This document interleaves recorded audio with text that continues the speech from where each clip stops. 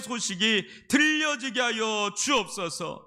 주님께서 함께해 주실 줄 믿습니다. 예수님의 이름으로 기도합니다. 아멘.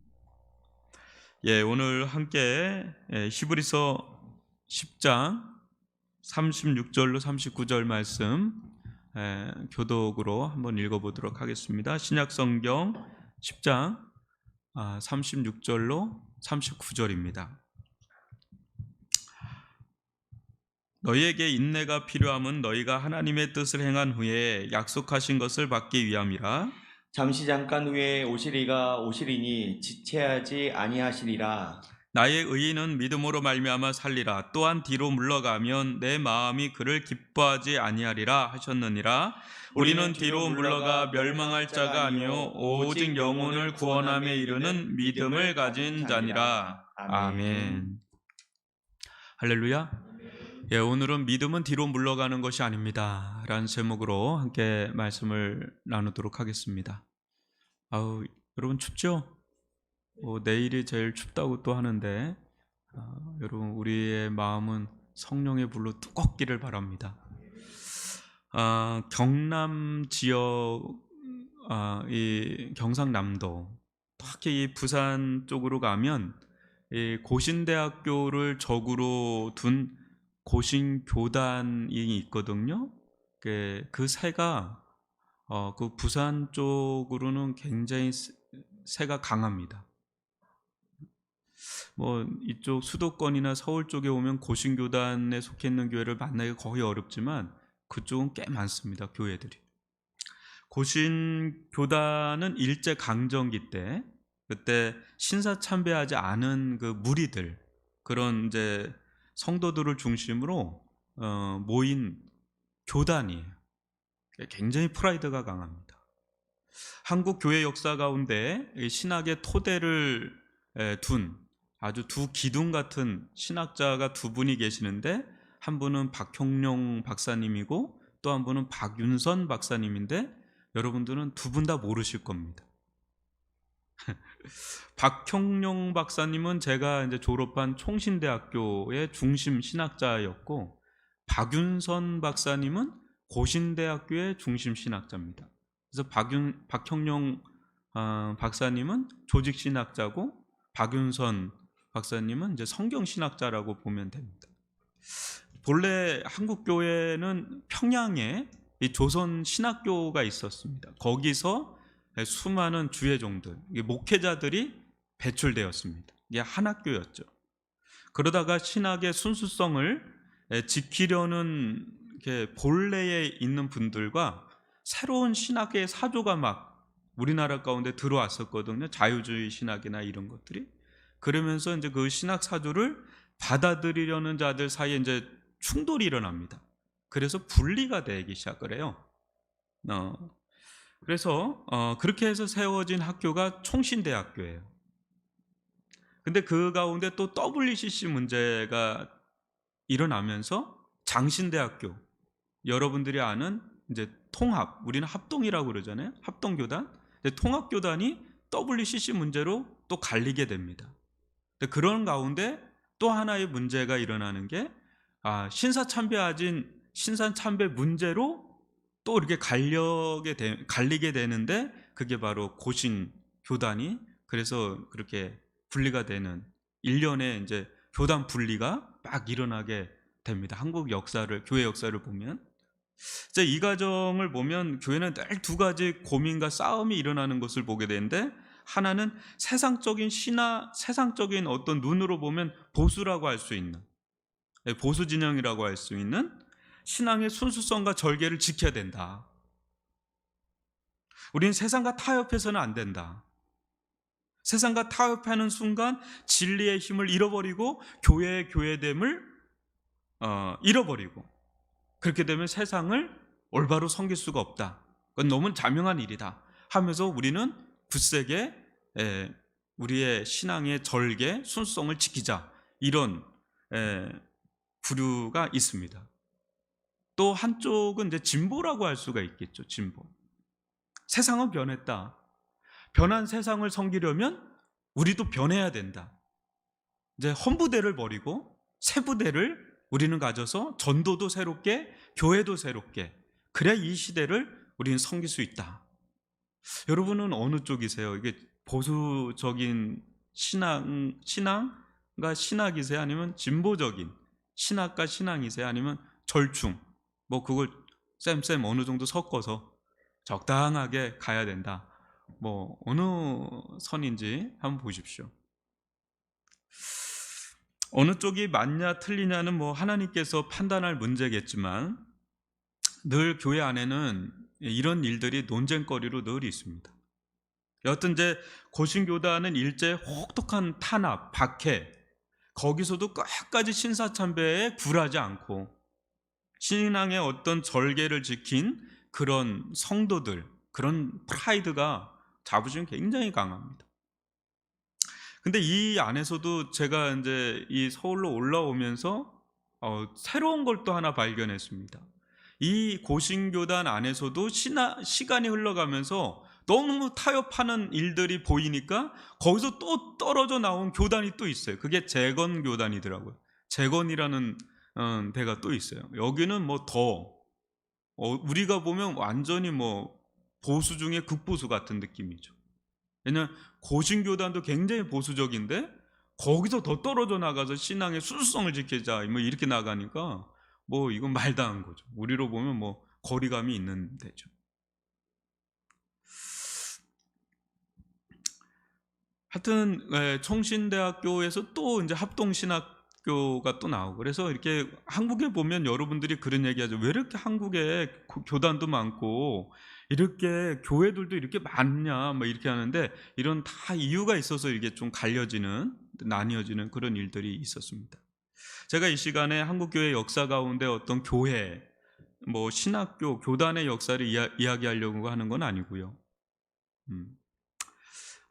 그렇다면 뭐 또 어떤 교단이 맞냐 틀냐 그런 얘기를 하려는 것도 아니고 이단이 아닌 이상 하나님은 각 교단 또 각 교회들을 통해서 구원의 역사를 지금도 이뤄 가신다고 좀 믿습니다. 저는 뭐 이쪽 우리 합동교단에 속한 목사니까 우리 교단에 대한 프라이드가 있으니까 그래서 가까운 이 선한 목자 거기는 감리교 쪽이에요. 또 뭐 순복음도 있고 뭐 다양하게 있잖아요. 근데 하나님은 그 이단이 아닌 이상 그런 교단과 교회 속에서 이 복음으로 말미암아 구원의 역사를 이루어 가신 줄 믿습니다. 그거에 대해서 우리가 너무 이렇게 좀 벽을 치는 건 아니라고 보고요.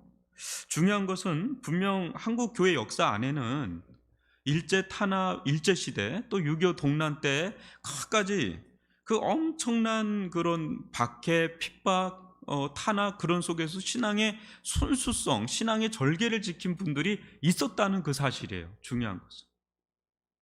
이런 사실들이 우리에게 주는 의미가 큰데 지금 이게 고신교단에 속해 있는 분들은 너무 그것을 자기들의 어떤 프라이드로 여기고 우리는 그것을 또 그 정신을 또 그 진입장벽이 또 있다 보니까 그래서 같이 공유하지 못하는 그런 안타까움이 좀 우리들 가운데는 있습니다. 그러니까 어떻게 보면 교제가 없고 단절되어 있다고 그럴까요? 안타까운 일이죠. 실제 지금에 있는 분들은 그때 당시 신사참배하고는 아무 상관이 없는 분들이에요. 알고 보면. 그죠? 본래 신사참배를 하지 않았던 우리 신앙의 선배들, 그들 중에 우리가 잘 아는 분들 주기철 목사님, 손양원 목사님 다 조선 신학교 출신들이에요. 그러니까 그때는 그냥 하나였어요. 그냥 우리나라. 그분들은 뭐 교회가 한국 교회 이렇게 나뉘어질 거를 전혀 생각조차도 하지 못했던 분들이에요. 그냥 신앙의 순수한 그 순수성을 그냥 지킨 그런 분들이에요. 그냥 그분들. 신앙의 본질을 놓치면 시간의 흐름 속에 자칫 잘못하면 신앙의 어떤 외연, 어떤 신앙의 어떤 껍데기 그걸 가지고 갑론을박을 할 때가 있어요. 신앙은 언제나 여러분 믿음은 언제나 본질을 붙잡는 거예요. 본질을 붙잡는 거.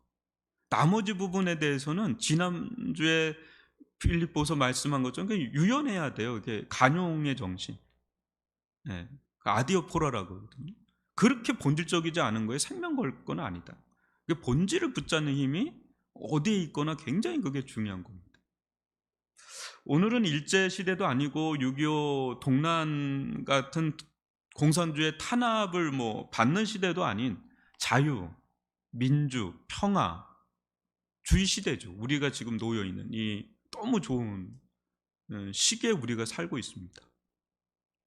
그런 이 우리들에게 오늘 이 히브리서 말씀을 1세기 굉장히 탄압을 받던 그 1세기 성도들에게 주는 메시지거든요.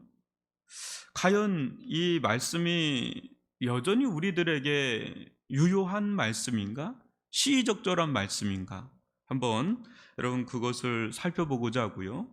이 말씀 속에서 오늘을 21세기 자유민주 어떤 번영, 평화의 시기를 살고 있는 우리들에게 주시는 하나님의 음성이 무엇인가 좀 들을 수 있는 그런 시간이 되기를 주님의 이름으로 축복합니다. 여러분 다시금 36절로 39절을 천천히 음미하면서 한번 읽어보도록 하겠습니다. 너희에게 인내가 필요함은 너희가 하나님의 뜻을 행한 후에 약속하신 것을 받기 위함이라.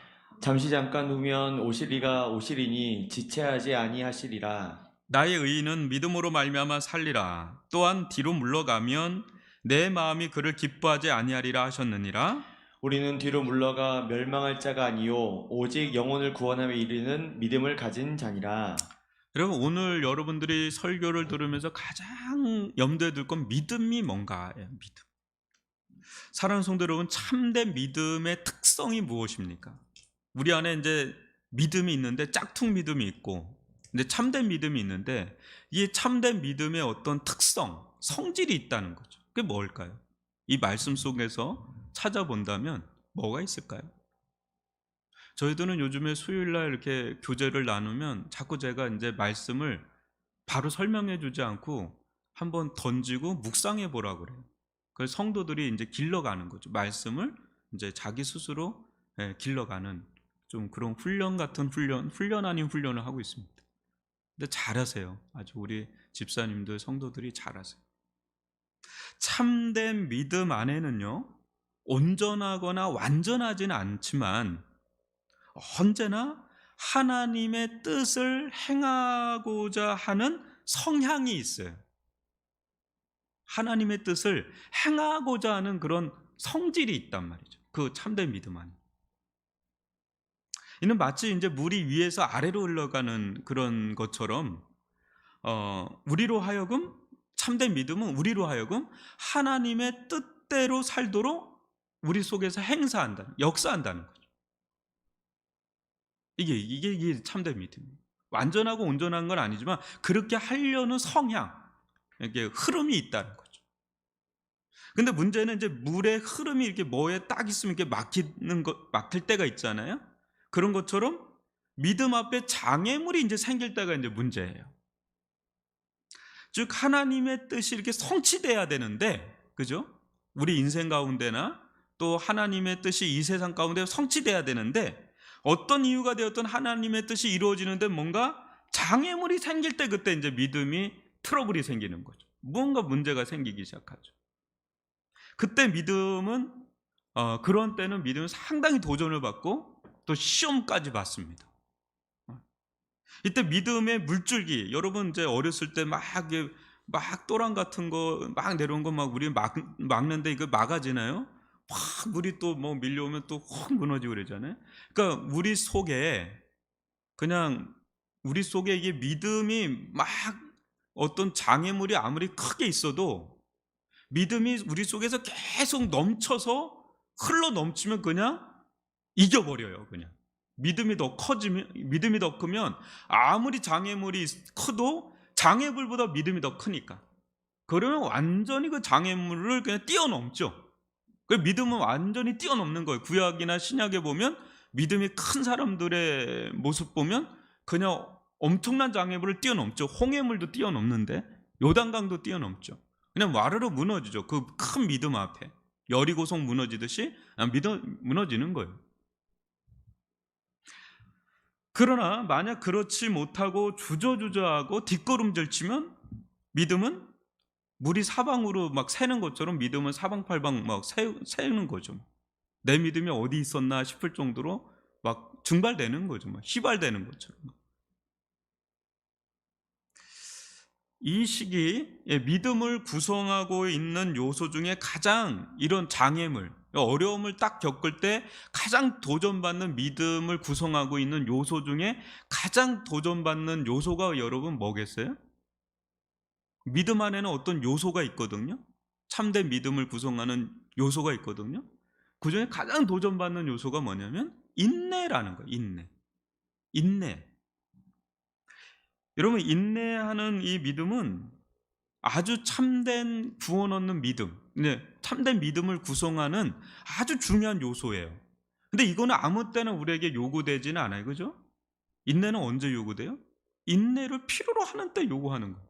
인내를 필요로 하는 때. 여러분, 인내를 필요로 하는 때가 어느 때예요? 아무 때가 아니죠. 인내를 필요로 하는 때는 비상식이에요. 아무 때나 인내를 필요로 하는 건 없어요. 우리 인생 가운데 믿음이 있어요? 근데 믿음이 있는데 인내하는 믿음을 특별히 필요로 하는 때는 아무 때나 주어지지는 않잖아요. 그럴 필요도 없어요. 그런 믿음은 아무 때나. 근데 특별히 인내하는 믿음을 필요로 하는 때가 있어요. 그때는 비상식이에요. 그것도 단기적인 비상시기가 아니에요. 인내라는 말 자체가 긴 거 아니에요? 그게 장기적인 상황이에요. 그때 인내하는 믿음이 굉장히 각별하게 요구가 되는 때예요. 비상시기죠. 여러분, 사람이 겪는 고통 중에 가장 큰 고통이 뭡니까? 그런 것 중에 가장 큰 고통, 겪는 고통 중에 가장 어려운 고통이 뭐예요? 예? 잘 안 들립니다. 만성적인 질환 같은 거예요. 만성적인 어떤 장기적인 상황이죠. 병도 그냥 단타적으로 이게 하는 거는 그거 좀 견뎌요. 근데 오래 가는 병은요 정말 힘들어요. 그래서 옛말에 긴 병 앞에 그 효자 없다, 장사 없다 이런 말이 있잖아요. 정말 어려워요. 효자예요. 진짜 효자인데 긴 병 앞에는 효자도 없다는 거예요. 어려운 거예요, 그게. 상황이 금방 호전되거나 끝나거나 또 해결되지 않고 마치 이게 영겁의 시간처럼 막 기약을 알 수 없는 그런 게 되면 장사 없어요. 장사 없어요. 정말 그거는 견디기가 어려운 거죠. 그냥 어느 순간 손을 탁 놓고 말아요. 얘야, 이제 나도 나 이제 내려놓을랜다. 그래요. 어르신들 이렇게 가끔 그래요. 자꾸 요단강 건너갈래요? 목사님 요단강 건너갈래요? 자꾸 그래요. 그런 얘기 하지 마시라고 하는데 그 얘기 하는 분들은 꼭 건너가시더라고요. 진짜 놀래요. 전혀 안 그럴 것 같은데 그렇게 소천하시더라고요. 지금 히브리서라는 서신서를 받는 이 성도들이 지금 다 그런 상황에 놓여 있습니다. 이 시기는요 기독교인들에 대해서 대대적인 엄청난 박해가 있었던 시대입니다. 히브리서가 그래서 써진 거예요. 배교가 너무 심해가지고. 도미티안 황제 시절의 기록을 보면 기독교인들에 대한 박해가 네로 황제 시절 때 있었는데 네로 황제 시절 때는 로마에 국한돼서 핍박이 있었는데 도미티안 황제 시절에는 전 제국적인 박해가 있었다고 그래요. 이때 로마에 살던 그리스도인들은 어떤 고문에도 입을 열지 않았다고 그래요. 왜냐하면 입을 여는 순간 자신들도 죽지만은 이 카타콤에 숨겨져 있는 수많은 자기의 동료들, 이웃들이 다 죽으니까 절대로 입을 열지 않는데 마지막 아주 아킬레스건이 하나가 있었다고 그래요. 그게 자녀 문제입니다. 자녀. 이 로마인들이 얼마나 잔악했냐면 자녀들하고 아주 즐겁게 식사할 수 있는 장을 마련을 해놓은대요. 그리고 자녀들을 보낸대요. 이렇게 그 눈에서 보는 데서 이렇게 보낸대요. 보내는데 그 자녀들에게 약간 염소 피가 묻은 옷을 입혀서 보낸대요. 그걸 이렇게 지켜보는데 그 엄청난 맹견, 투견 그걸 그 앞에서 푼대요. 그러면 그 개들이 달려들어가지고 그 자녀들을 다 물어 뜯는 걸 눈에 보게 한다는 거예요. 그 순간에 견디질 못한다는 거예요. 자기 자녀들이 죽는 그걸 보면 그때 입을 연다는 거죠. 근데 입을 열어서 그 한 번 들어가면 못 나오는 데가 카타콤이라고 합니다. 지하 도시. 한 번 들어가면 못 나온대요. 그냥 죽어야 된다. 근데 그걸 다 이제 로마 병사들이 다 그것을 다 정보를 얻어서 싹 다 이제 전멸을 해나가는 거예요. 전멸해 나가면서 한마디를 한다는 거예요. 이거 누가 알려줬는지 아냐? 누구냐? 바로 이 사람 이름을 직접 대는 거예요.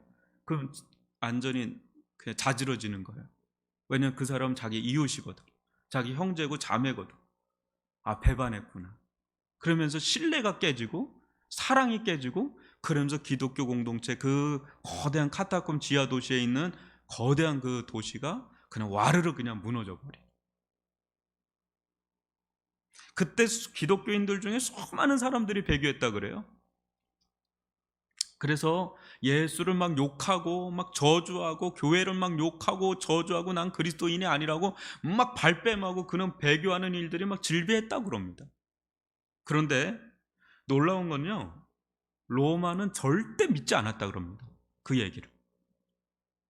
그래서 이들이 이 미심쩍은 이들을 어떻게 색출할까 해서 고육책처럼 생각해낸 게 여러분 뭔지 아십니까? 그 미심쩍은 자들 있죠? 그 자들을 원형 경기장 맨 앞 A석에 앉히는 거예요. 맨 앞에. 로얄석이죠. VIP석. 거기에 딱 앉혀놓고 그리스도인들을 원형 경기장 안으로 끌고 들어온다 그래요. 끌고 들어와서 여러분 첫 번째 한 게 뭐냐면, 엄청 음란한 시대거든요. 로마 그때 시대가. 그 근친상간 뭐 이런 거 있죠. 그 어린애서부터 자기의 시아버지 뭐 시어머니 며느리 다 해서 그 사람들을 음탕한 연극을 하게, 음란한 연극을 자행하게 만들어요. 그걸 즐기는 거죠. 깔깔깔깔 웃으면서. 그 다음에 이제 사자의 밥이 되거나 하형식을 치르는데, 그때 그 음란한 드라마나 연극을 다 보고 난 다음에 일제히 로마 사람들이 일어나서 죽이라고 막 소리를 칩니다.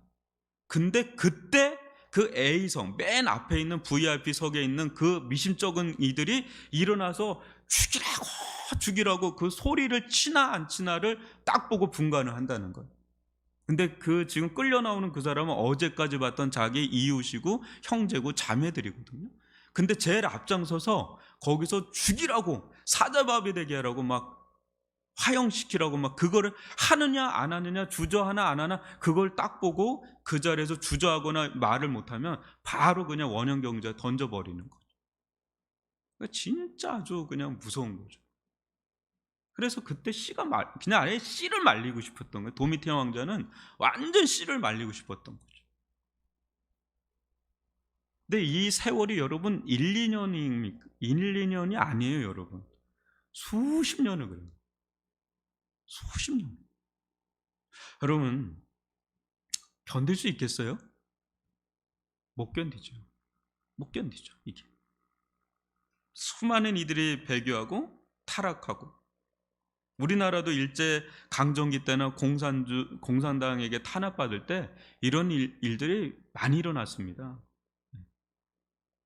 믿음이 있던 자들도 얼마나 베드로처럼 예수를 부인하고 저주했는지. 여러분, 속으로만 믿으면 됐지. 꼭 입에 담기도 어려운 그 고문. 여러분, 유관순 여사도 기독교인이었던 거 아시죠? 엄청난 고문 당합니다. 그런 일들이 우리나라에도 엄청나게 많아서 입에 담기도 어려워요. 그 고문의 내용을 보면, 주기철 목사 상세한 고문의 내용을 보면 입에 담을 수도 없어요, 여러분. 근데 그렇게 죽음을 당하면서까지 신앙의 절개를 지켜야 하나? 그냥 속으로만 믿으면 됐지. 잠깐 뒤로 물러났다가 다시 이렇게 믿으면 됐지. 뭐, 여러분, 이런 게 우리들 아니겠어요? 우리들이라고 뭐 이런 상황 오면 어떨까요? 저부터도 자신이 없습니다, 솔직히. 근데 지금 이 히브리서는 그런 배경 속에서 지금 이 말씀을 준 건데, 여러분 다시 한번 보세요. 37절부터 39절을 교독으로 한번 읽어볼게요. 잠시 잠깐 오면 오실 이가 오시리니 지체하지 아니하시리라. 나의 의인은 믿음으로 말미암아 살리라. 또한 뒤로 물러가면 내 마음이 그를 기뻐하지 아니하리라 하셨느니라. 우리는 뒤로 물러가 멸망할 자가 아니요 오직 영혼을 구원함에 이르는 믿음을 가진 자니라. 아멘. 여러분, 이 말씀, 이 박해 속에서 잘못 들으면 굉장히 시험에 들 수 있는 말씀이에요. 그렇지 않아요? 우리가 지금 이 상황이 아니라서 그렇지, 이 상황에 이 말씀 들으면 위로가 될까 아니면 시험이 될까요? 제가 볼 때는 백발백중은 거의 시험에 들 수 있는 말씀이에요. 굉장히 냉혹한 말씀처럼 들리죠. 저들한테 죽든지 나한테 죽든지 양자택일하라, 그런 느낌을 들어요. 아무 대책이 없어요. 보면 당장에 어떤 조치도 없고 그냥 죽더라도 그냥 인내하라는 거예요. 뭐 죽지 않게 내가 도와주겠다, 구원하겠다 이런 게 아니라 죽더라도 끝까지 그냥 인내하라. 그거예요. 그거 하나밖에 없어요. 아무런 조치 대책 없습니다. 근데 만약에 네가 뒤로 물러나면 멸망할 것이다, 이거 하나 줘요. 이건 뭐 그냥 시험에 들 수 있는 그런 말씀이죠. 잘못하면 상처가 될 수도 있고. 근데 여기서 우리가 주목해야 할 것은 우리의 의지력이 아닙니다. 의지력이 아니에요. 우리 주변에 인간적인 어떤 신념, 의지가 강한 자들이 있죠. 뭐 이런 분들 가운데는 죽음도 두려워하지 않는 그런 분들 있습니다. 그러나 대개는 그렇지 않죠. 대개는 뭐 이런 상황에서 위축되죠. 의지력의 관점으로 이 말씀을 보면 굉장히 시험에 들 수 있습니다. 내가 이걸 어떻게 하지? 뭐 이거죠. 그럼 믿음의 관점으로 보면 이게 달라져요. 믿음은 의지력과 달라요, 여러분. 믿음과 의지력은 다른 겁니다. 믿음은 뭡니까? 믿음. 히브리서 저자가 믿음을 어떻게 소개하는지 다시 한번 보세요. 오직, 여러분 뭐예요? 오직 39절에 보면 오직 영혼을 구원함에 이르는 믿음. 오직 영혼을 구원함에 이르게 하는 그 믿음. 믿음이 우리 안에서 어떤 역할을 한다고 그래요? 영혼을 구원함에 이르게 하는 그걸 한다는 거죠. 그래서 믿음은요, 우리의 노력, 우리의 의지, 우리의 신념, 우리의 노력, 우리의 선행 아니에요. 그게 믿음과 그건 다른 거예요. 많은 분들이 이걸 좀 혼동하는 거죠. 그러니까 내 의지로 하려고 하니까 안 되는 거죠. 영혼을 구원함에 이르게 하는 것은 여러분 우리의 의지력, 신념, 선행, 노력 이런 게 아니라 영혼을 구원함에 이르게 하는 건 뭐예요? 믿음이란 거예요. 믿음. 믿음은 우리 안에서 어떤 목적을 위해서 역사하고 활동해요. 그것이 여러분 뭡니까? 믿음은 오직 우리의 영혼을 구원함에 이르게 하는 데서 그 역할을 하는 거예요. 믿음의 역할은 뭐예요? 영혼을 구원하는 그 역할을 한다는 거예요. 그렇기 때문에 믿음의 가장 큰 관심은 여러분 뭐겠어요? 믿음의 가장 큰 관심은 영혼입니다. 영혼. 영혼에 있어서도 뭐에 관심이 있겠어요? 영혼의 구원. 거기에 관심이 있어요. 믿음은 우리 안에서 이와 같은 일을 하는데 가장 심혈을 기울여요. 많은 사람들이 믿음하면 어떤 기적, 어떤 능력을 행함, 어떤 역사를 일으키는 그런 것 쪽으로 생각하는 경향이 있습니다. 물론 믿음에 그와 같은 요소가 없는 건 아니에요. 믿음의 기도는 역사하는 힘이 크기 때문에 여러분 우리 이렇게 기도하는 거죠. 그죠? 근데 여러분, 이 모든 역사를 일으키는 분은 하나님이신데 그 하나님이 그런 역사를 일으키는 것도 결국은 뭘로 기결된다는 거예요? 결국은 영혼 구원에 기결되는 거예요. 예수님이 우리가 성탄절도 그렇게 하는 게 뭐예요? 결국은 영혼 구원이에요. 영혼 구원. 여러분, 영혼을 구원하기 위해서 병을 고치는 것이고 귀신을 내쫓는 것이고 오병이어나 죽은 나사로를 살리는 것이지, 영혼 구원과 상관없이 단순히 병의 문제, 어떤 죽음의 문제, 먹고 사는 문제, 귀신 들림의 문제, 그것 자체를 해결하려고 그런 일을 행한 게 아니시라는 거예요. 예수님 이 땅에 오셔서 오홍해를 가르시고 만나를 내리시고 수많은 성경에 나오는 기적과 같은 그런 수많은 사건들, 기적들, 그 모든 것들이 그 자체에 매여 있는 게 아니라 결국 뭘로 기결된다고요? 영혼 구원. 하나님께서 뚜렷한 목적을 가지고 역사하셔요. 하나님은. 그게 영혼 구원이에요. 그런 것처럼 하나님의 역사를 불러일으키는 믿음 있죠. 그 믿음 또한 뚜렷한 목적을 가지고 우리 안에서 활동한다는 거, 역사한다는 거예요. 그런 측면에서 본다면 하나님께서 그러신 것처럼 하나님을 향한 믿음 또한 이 세상에서 가장 존귀한 가치를 위해 역사합니다. 하나님도 가장 가치 있는 거에 역사할 거 아니겠어요? 예수님도 가장 가치 있는 일을 위해서 오신 거 아니겠어요? 그러니까 우리 안에 있는 믿음도 가장 가치 있는 존귀한 일을 위해서 역사를 합니다. 활동한다는 거죠. 그게 뭐예요? 그게 생명입니다. 생명. 그것도 어떤 생명이에요? 육체의 생명을 넘어서서 영혼의 생명입니다. 영혼의 생명. 그게 가장 이 땅 가운데서 가장 존귀하고 가장 가치 있는 일이에요. 하나님은 그것을 위해서 역사하시는 분이고 결국은 믿음도 하나님과 같이 그 일에 참여를 한다는 거죠. 예수님도 이 세상에 오셔서 십자가에 죽으시고 부활하신 것도 그 일이고 성령님께서도 이 일을 위해서 세상에 오셔서 지금도 전 세계 곳곳에 하나님 아버지께서 계획하시고 예수님께서 이뤄놓으신 것을 지금 그 구원 사역을 성령께서 지금 그것을 수행하고 계시는 거죠. 믿음은 하나님께서 행하시는 이 큰 일에 함께합니다. 동참합니다. 참여한다.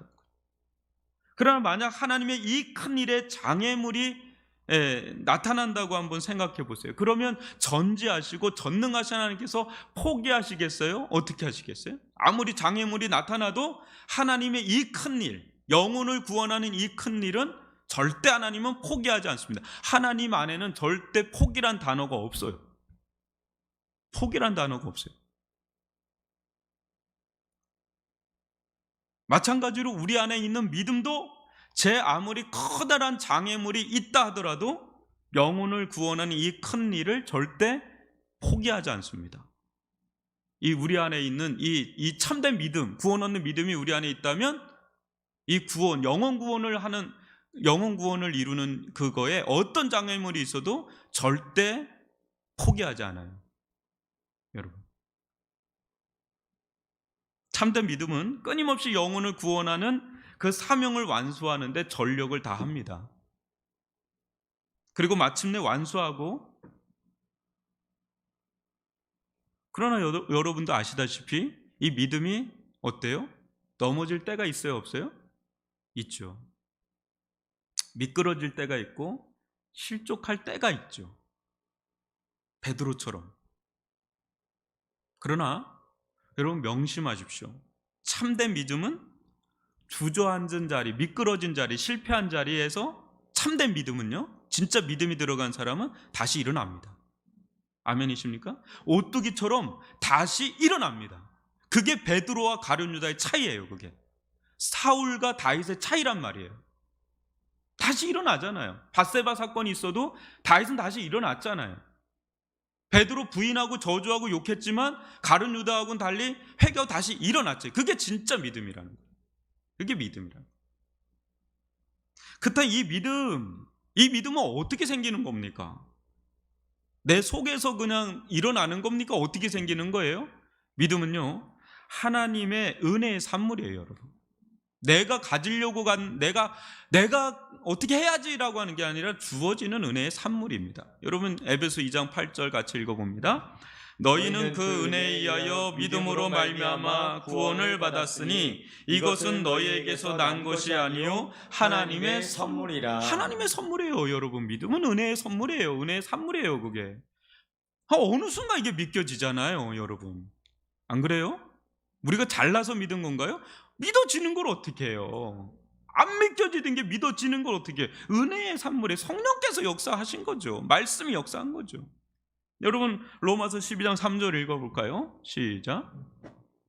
내게 주신 은혜로 말미암아 너희 각 사람에게 말하노니 마땅히 생각할 그 이상의 생각을 품지 말고 오직 하나님께서 각 사람에게 나눠주신 믿음의 분량대로 지혜롭게 생각하라. 신기하죠, 여러분?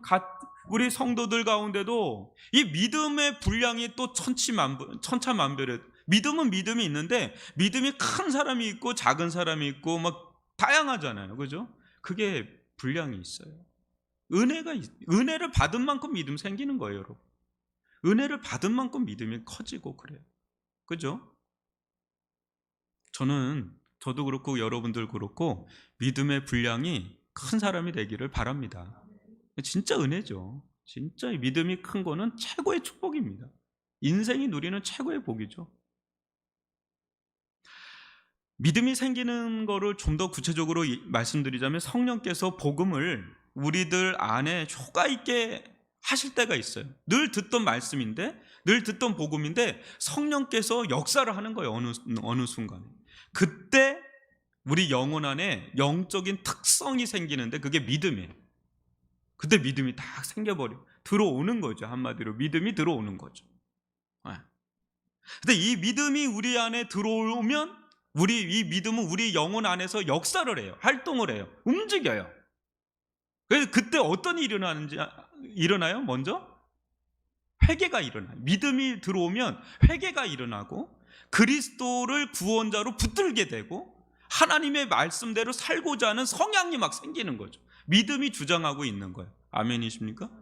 이게 생겨요, 여러분. 이게 어느 순간에 생긴단 말이에요. 우리가 잘나서가 아니라 은혜로 이게 생기는 걸 어떻게 해요? 회개도 막 터지고 눈물 콧물 쏟고 그렇게 믿겨지지 않던 예수님이 믿겨지고 붙잡게 되고 그분의 제자로 살고 싶은 마음의 열정이 열망이 막 생기고 말씀대로 살고자 하는 부르심을 경험하게 되고 주와 복음에 살고픈 마음.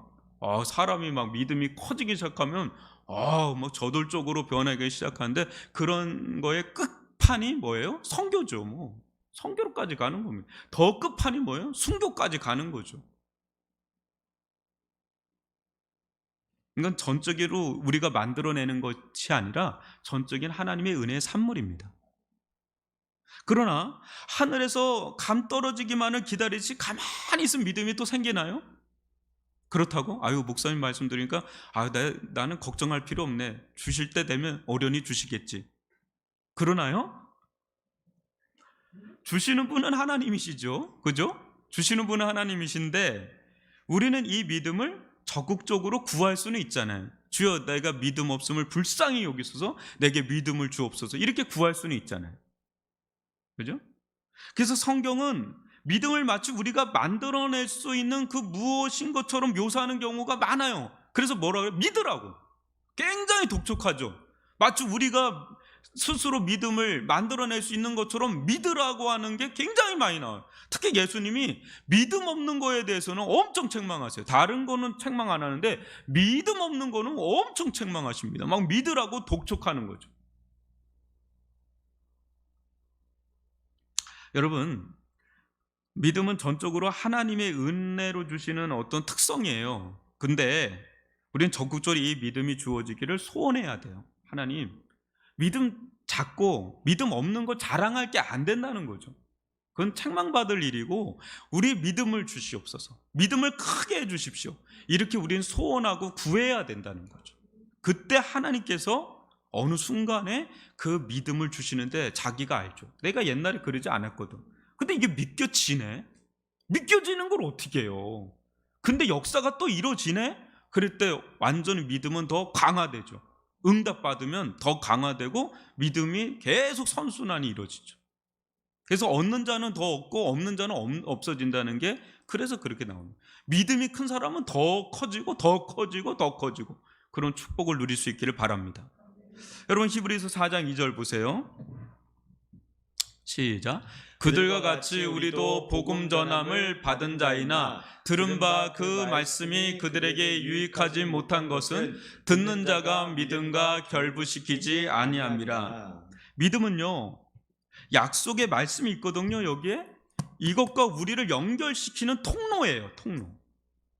근데 믿음이 있다고 해도 이 믿음을 적극적으로 자기가 행사해서 말씀과 연결시키지 않으면 아무런 유익을 얻지 못해요. 그래서 설교하는 가운데 계속해서 아멘이십니까? 아멘이십니까? 던지는 이유는 그 말씀을 믿음으로 받아들이라고, 결부시키라고, 연결시키라고 자꾸 독려하는 거예요.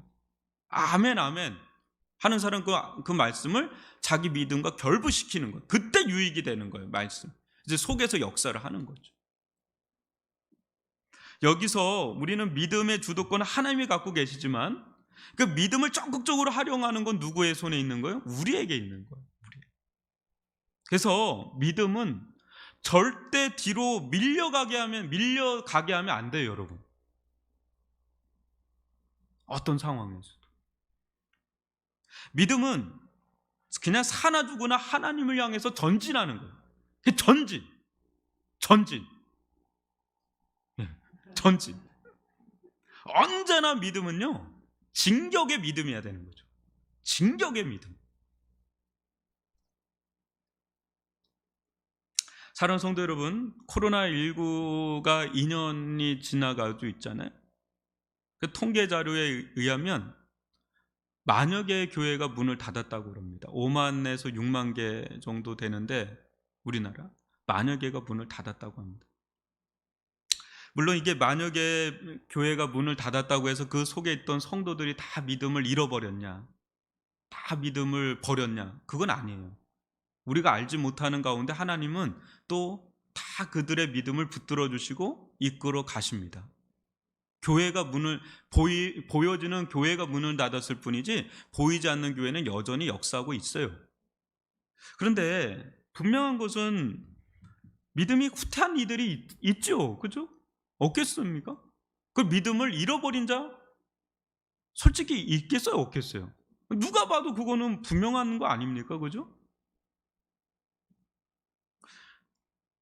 코로나19는 세계 2차 대전에 준할 만큼의 전 세계를 총성만 없을 뿐이죠. 그 이상의 위기로 지금 휘몰아치고 있어요. 지금 죽은 숫자가 엄청납니다. 지금 전 세계적으로 죽은 사망자 숫자가 엄청나고요. 그것뿐입니까? 이 경제적인 이 문제는요, 이게 보통의 일이 아니에요. 전 사회 전 영역에 걸쳐서 그냥 다 무너뜨리고 있잖아요. 이게 굉장한 겁니다. 지금 이 코로나19는 단순한 게 아니에요. 이게 팬데믹, 이거는 인류 역사에 이런 팬데믹이 없었잖아요. 한 번도 겪어보지 못해서 국소적인 건 겪었지만 전 인류적인 건 겪은 거는 이게 처음이에요. 엄청난 걸 지금 겪고 있는 겁니다. 이것은 우리에게 무엇을 말해줍니까? 여러분 지금 이 상황이 우리에게 무엇을 말해줍니까? 교회에 특히 오늘 설교 좀 길어도 그럼 좀 듣고 기도를 하는 게 더 낫죠. 이게 지금 우리 교회에 우리 성도들에게는 무엇을 말해주고 있는 상황일까요? 저는 우리에게 엄청난 믿음의 도전, 시험, 특히 인내하는 믿음을 요한다고 봅니다. 지금 비상시기라 그랬잖아요. 인내하는 믿음은 아무 때나 인내하는 믿음을 요하는 게 아니라 특별한 비상시기 때 요하는데 지금이 딱 그런 때 같아요. 지금 또 극성입니다. 그죠? 오늘 발표 났잖아요. 어제하고 오늘. 또 5차 대유행으로 또 푹 꺼지는 느낌이 들어요. 교회 나오는 것, 여러분 어때요? 예배 드리는 거 어땠습니까? 성도 간에 교제 나누는 거, 복음을 전파해야 되는데 이 복음 전파하는 거, 가정도 여러분 한번 보세요. 애들 이제 등교도 또 이제 또 제한이 오잖아요. 직장 생활 어떻습니까? 솔직히 수많은 사람들이 줄도산을 하고 있습니다, 여러분. 모든 부분에 엄청난 압박을 받는다는 겁니다. 지금 이런 압박을 견디는 거, 이런 압박을 버티는 거 자체가 엄청난 힘이 들어가요. 여러분 씨름할 때 가만히 있을 때가 엄청나게 힘들어가는 거 아시죠? 버티는 게 능력이에요, 여러분. 견디는 것도 능력입니다. 버티는 것도 능력이고. 또 이런 코로나19 사태에 엎친 데 덮친 격으로 인생 가운데 예기치 않는 엄청난 시련이 개인적으로 가정적으로 한번 덮친다고 생각을 해보세요. 이거는 거의 믿음이, 아무리 믿음이 좋은 사람도 믿음이 거의 바닥에 날 정도로 그런 어려운 때예요. 네. 기진맥진이죠. 이러다가 잘못하면 목사님 저 믿음의 줄을 그냥 놔버리렵니다. 이렇게 되는 거예요. 그냥 어느 순간에 그냥 나도 이제 못하겠다 이렇게 되는 거죠. 나도 못하겠다 이제. 목회자인 저부터 성도들도 이제 더 이상 못하겠다 막 이런. 그러면 뭐 하염없이 그냥 정처 없는 바다, 어두운 바다에 그냥 막 떠내려가는 거죠. 이런 엄청난 시련의 때, 엄청난 이런 때는 엄청난 믿음을 발휘해야지 되는 때죠. 그게 뭐냐면 어떤 믿음이에요? 인내하면서 버티는 믿음. 이게 승리케 하는 믿음이에요. 인내하고 버티는 거. 뭐 엄청난 일을 이루는 게 아니라 인내하는 거, 그냥 인내하는 거, 막 버티는 거, 그냥 이렇게 막 여기 딱 그냥 버티는 거. 올 한 해 우리 교회는 이거를 공동체적으로 버텼죠. 그죠? 엄청난 산을 간 겁니다, 지금 우리 교회가. 이와 같은 시기는요, 아까도 얘기했지만 그냥 견디고 버티는 것 자체가 그냥 그게 능력이에요. 그냥. 근데 이렇게 인내하고 버티다 보면 때가 되면 하나님의 말씀이 성취되는 것을 볼 날이 올 줄 믿습니다. 지금 그걸 얘기하고 있는 거죠. 그걸 얘기하고. 심지어 죽음도 막을 수 없는 하나님의 약속의 성취를 볼 날이 옵니다. 죽어서도 봅니다. 심지어 성도는 죽어서도 봅니다. 반드시 하나님께서 약속하신 그 말씀을 신실하게 이루는 걸 봅니다. 그러게 코로나가 와도, 또 코로나가 장기화가 돼도, 또 내 인생 가운데 시련과 환란이 불어닥쳐도 절대 여러분들이 하나의 방향을 생각하십시오. 절대 믿음이 뒤로 물러가지 않게 하십시오. 다른 거는 여러분들이 손을 놓고 주저앉을지는 몰라도 믿음만큼은 뒤로 빼면 안 돼요. 근데 많은 사람들이 믿음을 빼고 다른 거를 해요. 기도를 빼고 다른 거 하고, 예배를 빼고 다른 거 하고. 왜냐? 세상에서 살아가야 되니까, 먹고는 살아야 되니까 믿음을 빼고 다른 거를 하는데 그러지 마시라고요. 그러면 진짜 안 되는 거를, 안 되는 방향. 그럴 때일수록 엄청난 박해, 엄청난 탄압, 엄청난 핍박, 엄청난 시련, 엄청난 환란, 그게 다가오면 다가올수록 더 우리는 믿음을 더 앞으로 내밀어야 되는 거죠. 그게 답이에요. 그게 답이에요. 뒤로 빼면 안 돼요. 다른 건 뒤로 뺄지 몰라도 믿음은 오히려 앞으로 나가야 돼요. 절대 믿음은 뒤로 물러가서는 안 됩니다. 여러분 지금 어때요? 당장 이번 주 정부에서 계속 얘기하고 뉴스 나오니까 하마부터 어때요? 그냥 위축되죠. 주저앉아 버리죠. 당장 성탄 예배는 드릴 수 있을까? 다 할 수 있습니다. 다 할 수 있어요. 오히려 이때 더 믿음을 발휘하는 거예요. 지혜롭게 뭐 또 마스크 벗고 막 할렐루야 이런 거 말고 지혜롭게 하되 앞으로 나가는 거예요. 이럴 때일수록 위축되면 안 돼요, 여러분. 믿음이 위축되면 안 돼요. 뒤로 물러가면 안 됩니다. 앞으로 전진. 때가 되면 하나님께서 하나님 말씀 이루시고 하나님 그걸 기뻐하세요. 지금 그걸 얘기해요. 내가 믿음이 뒤로 가는 게 아니라 내가 그걸 기뻐하지 않는다. 내가 그거 기뻐하지 않는다. 너희들의 믿음이 이때 드러난다. 이때도 앞으로 가. 난 그걸 기뻐한다. 앞으로 전진하는 믿음, 인내하는 그 믿음, 버티는 그 믿음, 내가 그걸 기뻐한다. 그런 은혜를 누릴 수 있기를 바랍니다. 지금은 믿음이 필요한 때고, 인내하는 믿음이 필요한 때고, 특별히 믿음은 뒤로 물러가지 않는 겁니다, 여러분. 앞으로 전진하는 겁니다. 더 핍박이 거세면 거셀수록 더 앞으로 나가는 아주 저돌적인, 그게 신앙의 정수예요, 여러분. 이럴 때일수록 더 주저하지 마시고, 위축되지 마시고, 주저하지 마시고 앞으로 나가는 그 믿음, 강인한 그 믿음. 이 정도 코로나도 못 견디고 앞으로 큰 환란이 닥치면 어떻게 살겠어요? 이건 아무것도 아니지.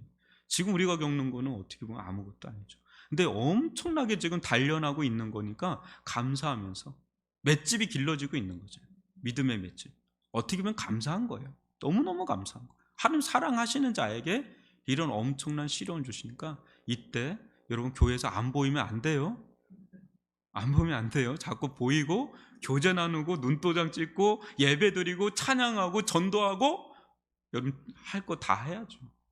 할 수 있어요, 여러분. 충분히 할 수 있습니다.